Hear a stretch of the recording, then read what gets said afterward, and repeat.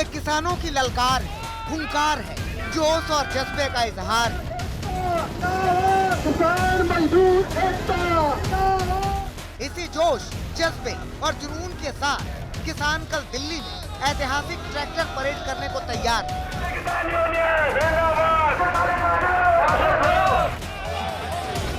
जनवरी की सर्दी में किसानों का यह उत्साह उस अंगीठी का काम कर रहा है जिसकी आंच की तपिश कल दिल्ली और आसपास की 100 किलोमीटर लंबी राहों पर महसूस की जाएगी।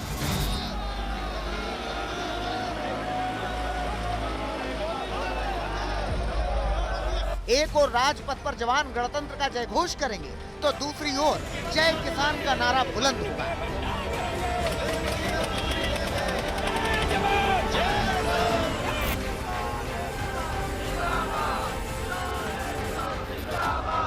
कल एक ऐतिहासिक दिन है।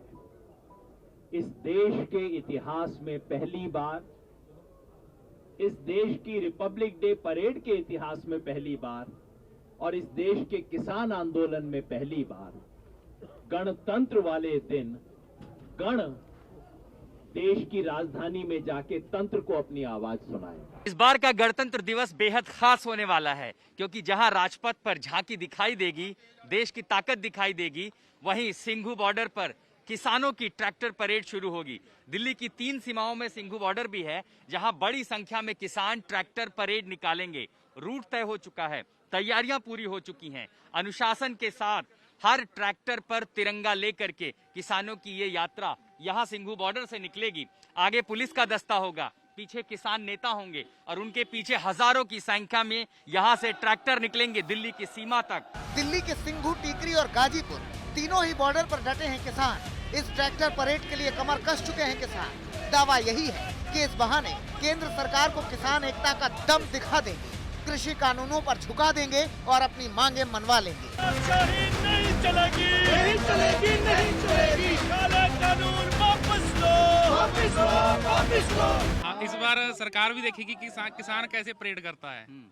पूरी दुनिया देखेगी जी। जी।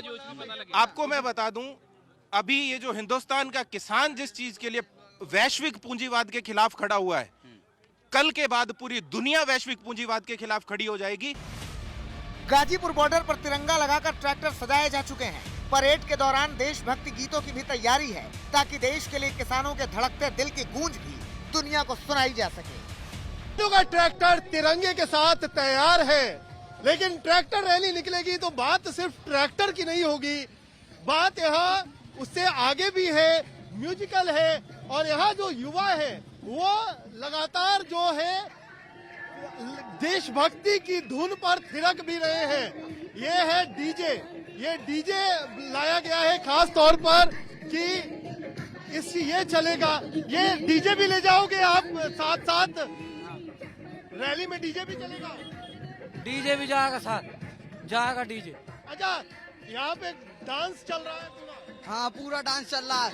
दिल्ली पे फतह हासिल करनी है, 3 काले कानून वापस लेंगे हम, माने ना। तो ये है लगातार ये जो है जो युवा है उनका जोश अलग है।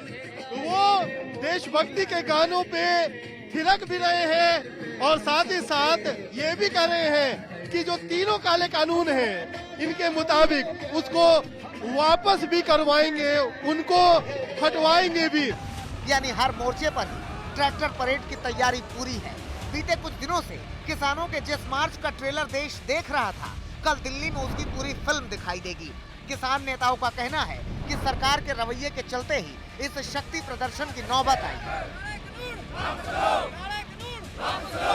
आप छेड़खानी करोगे और फिर संख्या भी नहीं बुलाओगे, आप छेड़खानी करोगे तो फिर आदमी भी ना होगा। आगे सरकार होश संभाल के किसानों के बारे में उठपटांग बात करे, ठीक है, दिमाग अपना ठीक करके बात करे सरकार। किसानों के साथ में छेड़खानी और उसके मान सम्मान से मत खेल रहे। वहीं सरकार का कहना है कि अगर ट्रैक्टर मार्च के लिए किसान 26 जनवरी के अलावा कोई और तारीख चुनते तो ज्यादा बेहतर होता। कुल मिला के 26 जनवरी हमारा गणतंत्र दिवस है। इस दिन के अलावा किसी और दिन को भी चुना जा सकता था, लेकिन उन्होंने आंदोलन की घोषणा की।